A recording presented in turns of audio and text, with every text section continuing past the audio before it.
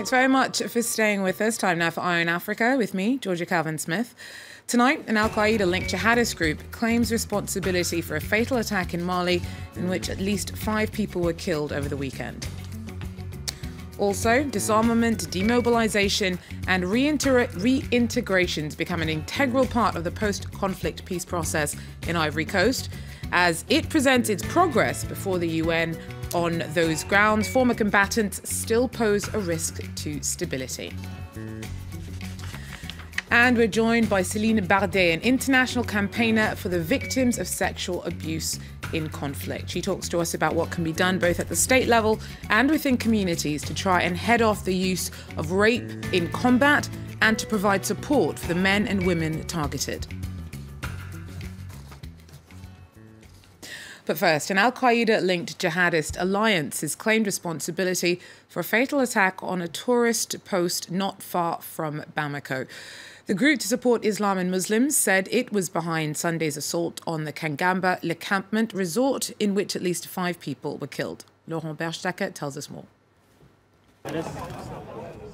Waking up from a nightmare. Helicopters were still flying over Le Campement Monday morning as they searched for remaining survivors. It's through this gate that a jihadist commando burst in Sunday evening and started shooting at clients, most of them foreigners. I saw 2 terrorists. They screamed Allah Akbar. They were armed.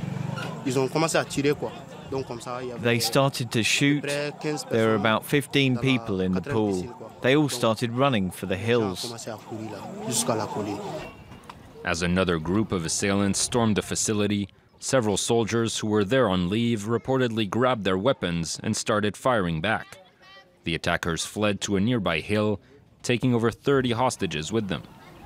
The resort's layout, a vast sprawl of houses spread across several acres, made it difficult for special forces to intervene, even if security had been beefed up in recent years. Safety measures were taken. There was no wall here before, no gate. Le campement was an open area. Malian special counter-terrorism forces launched their assault at nightfall, killing all 4 assailants and freeing 32 hostages. The country's security minister also said 5 suspects had been arrested on Monday. Mali has been on high alert since a deadly terrorist attack against the Radisson Blu Hotel left 20 people dead in November 2015. Earlier this month, the U.S. Embassy in Bamako had warned of a possible increased threat of attacks against Westerners. In Somalia, a naval officer has been sentenced to death by a military court for fatally shooting the late Minister of Public Works. Abbas Abdullahi Siraji was killed last month when armed guards shot at his vehicle outside of the presidential palace. Ahmed Abdullahi Abdi, a former bodyguard to the Auditor General, was found guilty. The defence argued he'd opened fire after mistakenly thinking Siraji may have been a threat. Now, disarmament, demobilization and reintegration has become an integral part of the post-conflict peace process of Ivory Coast. It's a way to diffuse tensions and rifts faced in a country still trying to overcome the scars of post-electoral conflict in 2011. Well, Ivory Coast presented its progress before the UN on Monday, but on the ground, former combatants still pose a risk to stability.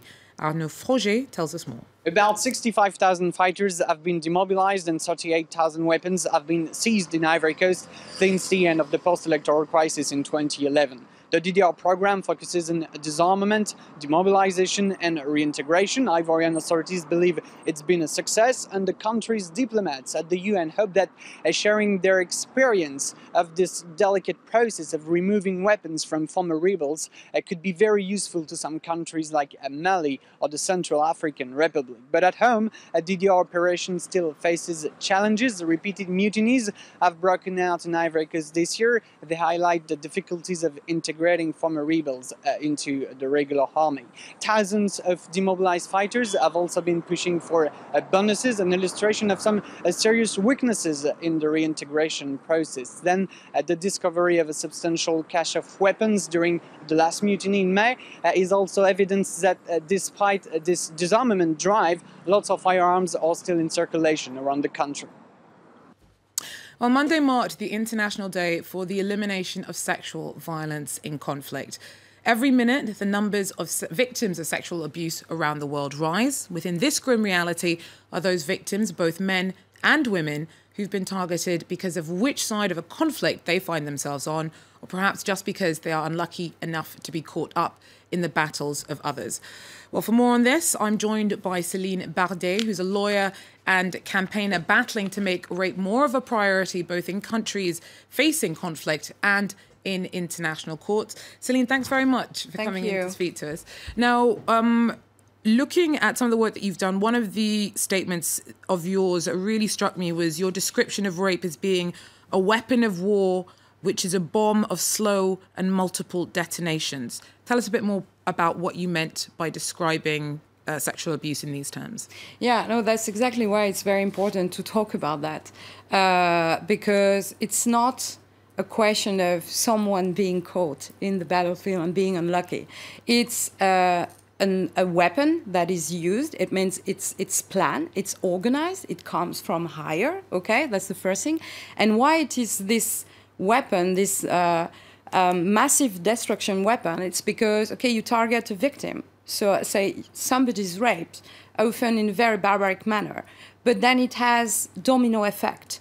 The person has the stigma, so it has domino effect on the family, on the community.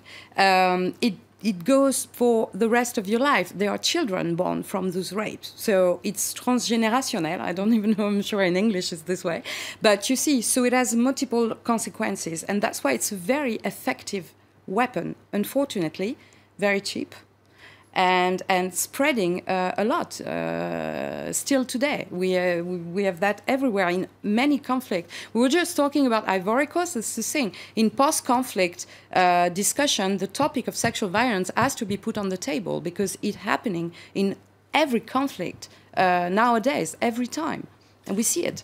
One of the very disturbing ideas that I came across in preparing to chat to you is the idea that perhaps the rise in the number of female suicide bombers being used by Boko Haram in Nigeria is in part of the trauma of young girls who perhaps have been subjected to rape. So in a way, it's actually part of a strategy. Yeah. You know, I worked a lot in North Nigeria, so I know quite well the Boko Haram situation.